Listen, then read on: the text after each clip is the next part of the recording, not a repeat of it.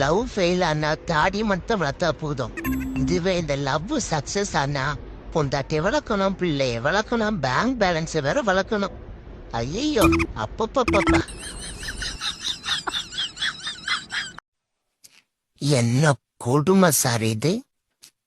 நம்ம வாழ்க்கை எதை நோக்கிதான் போதுன்னு ஒன்னும் தெரிய மாட்டேங்குதே சுவாமி.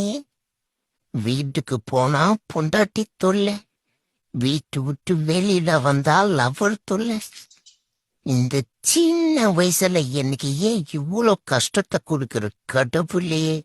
ஐயோ, இந்த கஷ்டத்தை நான் எங்க போய் சொல்லுவேன் சுவாமி.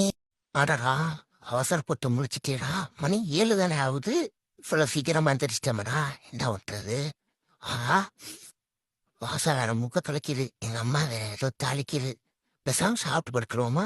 அஜிஷோ, எங்க அப்பா வேற இருக்காரு, எந்திரிச்சா பல்லு விளக்க சொல்லுவான் ஐயா. அந்த ஆளு